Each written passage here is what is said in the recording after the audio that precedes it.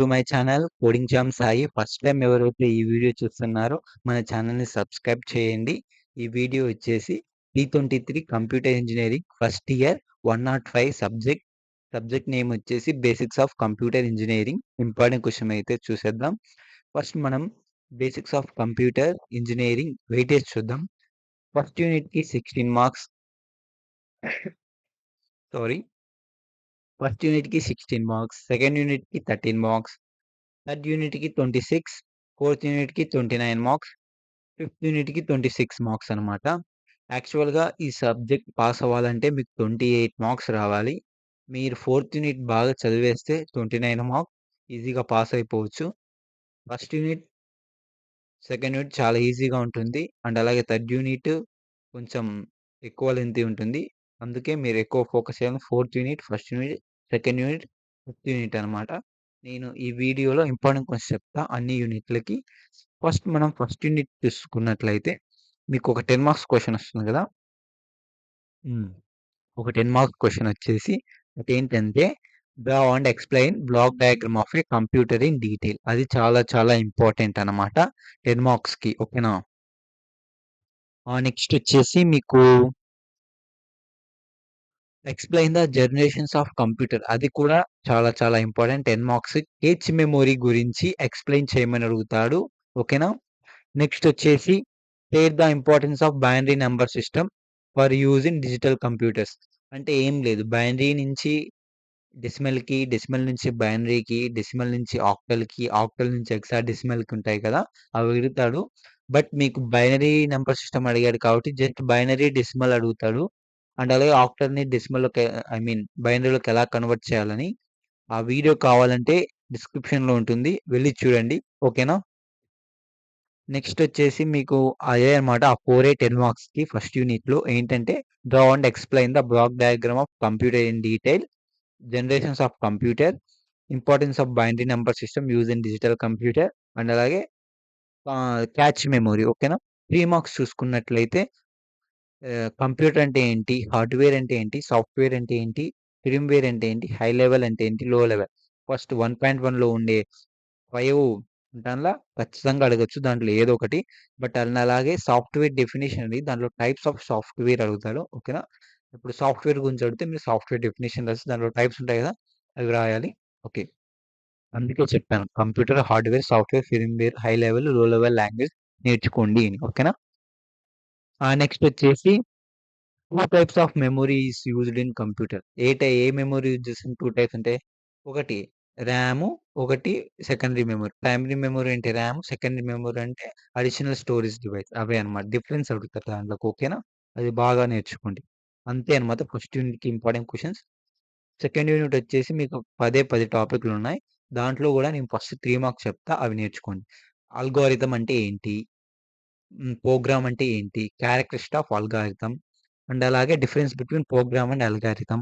Okay. Difference between algorithm and flow chart. అవన్నమాట. అవే 3 marks ఎక్కువ మీకు అడిగేది. ఏంటేంటంటే define algorithm, hmm. Characteristics of algorithm, program అంటే ఏంటి? Difference between program and algorithm, algorithm and flow chart difference. ఓకేనా? అవి 3 మార్క్స్. 8 మార్క్స్ వచ్చేసి మీకెక్కువ 10 మార్క్స్‌కి వచ్చేసి మీకు అడిగేది ah draw the symbols used in flow chart. Flow చార్ట్‌లో యూజ్ చేస్తారు గదా! స్టార్టింగ్ చేసేటప్పుడు ఓవెలు, ప్రింట్ చేసేటప్పుడు rectangle, rhombus, parallelogram, circle, arrow అవన్నీ అవి ఏసి దానికి ఎక్స్‌ప్లెయిన్ చేయాలి. ఓకేనా? అది. ఇంకొకటి హ్మ్. ఫ్లో చార్ట్స్ వచ్చేసి అండ్ అలా ఆ! ఫ్లో చార్ట్ వచ్చేసి సింపుల్ ప్రాబ్లమ్స్ మీద. ఒకవేళ అడిషన్ ఆఫ్ 2 నంబర్స్ మీద ఒక ఫ్లో చార్ట్ వాడు ప్రోగ్రామ్ ఇస్తాడు. ఒకవేళ ఒక ప్రోగ్రామ్ ఇస్తాడు. దానికి మీరు ఫ్లో చార్ట్ గీయాలి. ఓకేనా? లేకుంటే వాడు అడిషన్ ఆఫ్ 3 నంబర్స్‌కి ఫ్లో చార్ట్ గీయమని అలా ఇస్తాడు క్వెషన్. ఓకేనా? ఆ! సేమ్ అల్గారిథమ్స్ గూడా అలాగనే. ఓకేనా? అల్గారిథమ్స్ గూడా సేమ్ ప్రాబ్లమ్స్. అల్గారిథమ్ అంటే ఏం లేదు. స్టెప్ 1, స్టెప్ 2 ఒక అడిషన్ ఆఫ్ 2 నంబర్స్‌కి అల్గారిథమ్ రాయమంటాడు. అది. ఓకేనా? అదే సెకండ్ యూనిట్ ఇంపార్టెంట్ క్వెషన్స్. అవే 10 మార్క్స్‌కి అడిగేది ఎక్కువ సెకండ్ యూనిట్‌లో. నెక్స్ట్ థర్డ్ యూనిట్‌లో చూసుకున్నట్లయితే మనకి ఎక్కువ 10 మార్క్స్‌కి అడిగేది డాక్యుమెంట్స్ అన్నమాట. దాంట్లో 10 ఇంటర్నల్ కమాండ్స్, 5 ఎక్స్టర్నల్ కమాండ్స్ పర్ఫెక్ట్‌గా నేర్చుకోవాలి. వాడు ఇంటర్నల్ కమాండ్స్ అడుగుతాడు. ఎక్స్టర్నల్ కమాండ్స్ అడుగుతాడు. వాడిష్టం అన్నమాట అది.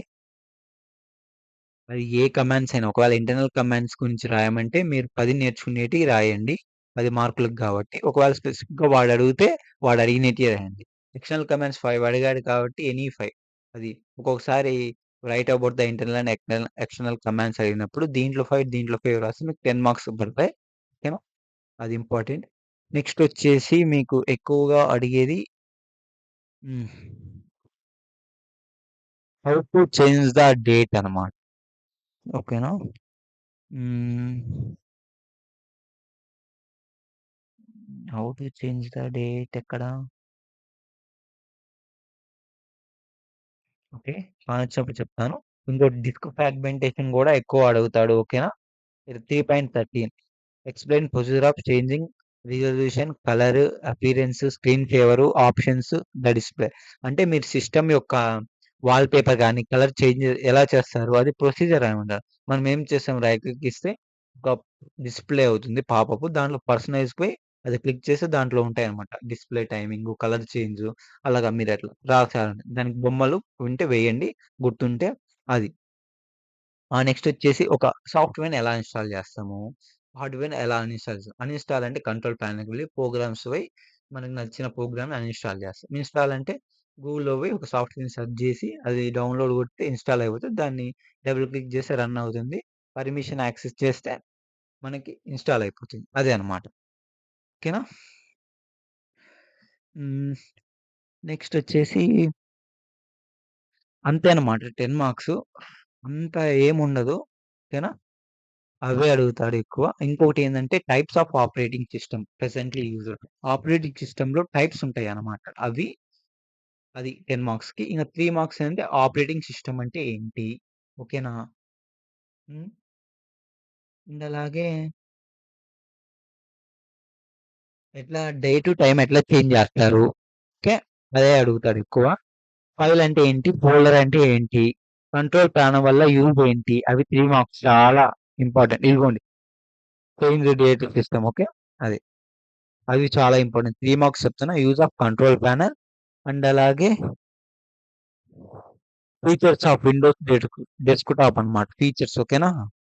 నెక్స్ట్ వచ్చేసి ఆపరేటింగ్ సిస్టము హ్మ్. అంతే 3 మార్క్స్‌కి. ఫైలు, ఫోల్డర్ మర్చిపోయినా అది చెప్పడం. అందుకే అంత లాగ్ అయింది. నెక్స్ట్ వచ్చేసి ఫోర్త్ యూనిట్ అన్నమాట. దీంట్లో మీకుండేది కంప్యూటర్ హార్డ్‌వేర్, నెట్వర్కింగ్ బేసిక్స్ అన్నమాట. ఇదిగో 5 పాయింట్ సారీ 4.1.5 వరకు కంప్యూటర్ హార్డ్‌వేర్ అన్నమాట. 4.1.6 వరకు కంప్యూటర్ హార్డ్‌వేర్. 1 ఐ మీన్ ఇక 4 పాయింట్ ఏదో తప్పిచ్చాడు. మిస్టేక్ పడి ఉంటది. 4.2 నుంచి ఈడ 4 ఉండాలి 1 దగ్గర. ఇక్కడ నుంచి నెట్వర్క్ బేసిక్స్ అన్నమాట. నేను కంప్యూటర్ హార్డ్‌వేర్ ఇంపార్టెంట్ చెప్తాను. అవి నేర్చుకోండి 10 మార్క్స్ ఓకేనా. దీంట్లో వచ్చేసి explain brute process, explain functions of bias, beep codes అంటే ఇప్పుడు కంప్యూటర్ ఆన్ చేసినప్పుడు మనకి బీప్ కోడ్స్ ఇస్తా ఉంటది. కీక్ అని. అప్పుడు ఎందుకిస్తది? చెడిపోయినప్పుడు. ఎన్ని కోడ్స్ ఇస్తే ఏం ఫెయిల్యూర్ అయింది? దానికి బీప్ కోడ్స్ అన్నమాట. అది హ్మ్. అంతే. That's enough. నెట్వర్కింగ్‌లో మీరు ఎక్కువ నేర్చుకోవాల్సింది hmm. Explain the modem. Role of modem accessing the internet అన్నమాట. Okay. What is browser? List various browser. మీరు బ్రౌజర్స్ వాడుతా ఉంటారు కదా! గూగుల్ క్రోము, మో మైక్రోసాఫ్ట్ ఎడ్జ్ ఇంకా డిఫరెంట్ ఉంటాయి. ఫైర్‌ఫాక్స్, మొజిల్లా అవన్నీ. ఆహ్, బ్రౌజర్ అంటే ఏంటి? ఎన్ని టైప్స్ ఉన్నాయి బ్రౌజర్ అది. ఓకే. హ్మ్. IP address classes. క్లాస్ ఏ, క్లాస్ బి, క్లాస్ సి అన్నమాట. ఫార్మాట్స్ ఉంటాయి గదా! అవి. అవే అన్నమాట ఎక్కువ అడిగేది. ఇంకొకటి local area network, wide area network అడుగుతాడు 10 మార్క్స్‌కి. అంతే అన్నమాట మీకు. అంతకు మించి ఏం లేదు 10 మార్క్స్‌కి. 3 మార్క్స్‌కొచ్చేసి కంప్యూటర్ నెట్వర్క్ అంటే ఏంటి? Compare internet and intranet. Okay. Next వచ్చేసి హ్మ్. బయాస్‌ని గురించి డిఫైన్ చేయమంటాడు ఒక్కొక్కసారి. ఓకే. ఏదో సాఫ్ట్‌వేర్ 3 టైప్స్ ఉంటాయి కదా! అవి లిస్ట్ చేయమంటారు. దాంట్లో కూడా అడుగుతాడు. ఓకేనా? అవే అని. అంతే. నెక్స్ట్ వచ్చేసి ఫిఫ్త్ యూనిట్ వచ్చినప్పటికి emerging trends in computer technology అనమాట. దీంట్లో మనకి ఎన్ని ఇచ్చాడు వెయిటేజ్ ఓకే. 2 10 మార్క్స్ వస్తాయంట. హ్మ్. ఓకే. 2 10 మార్క్స్ అంటే ఇక్కడ 8 మార్క్స్ వచ్చేసి importance of the block chain with examples. ఇది చాలా ఇంపార్టెంట్. అండ్ అలాగే ఎక్స్‌ప్లెయిన్ ఇండక్టివ్ లెర్నింగ్ అది కూడా ఇంపార్టెంట్ 10 మార్క్స్‌కి.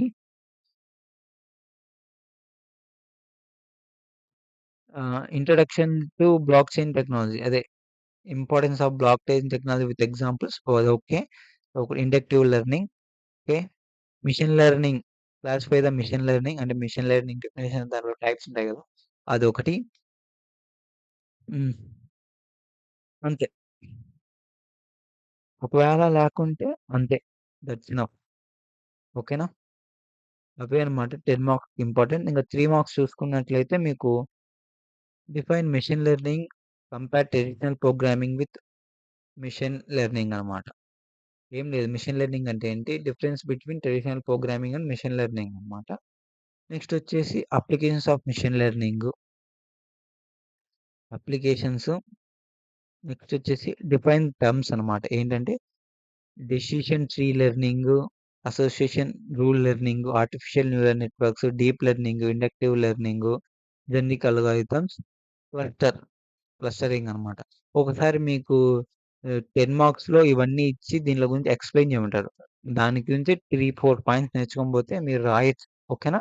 ఎక్కువ అడిగేది మీకు importance of block chain with examples, inductive learning, class 5 machine learning అన్నమాట. 3 మార్క్స్‌కొచ్చేసి machine learning definition, difference between traditional programming, machine learning. ఒకసారి ఇవి అడుగుతారు. Define artificial neural networks, deep learning, inductive learning, association rule learning అవి 3 marks అడుగుతారు.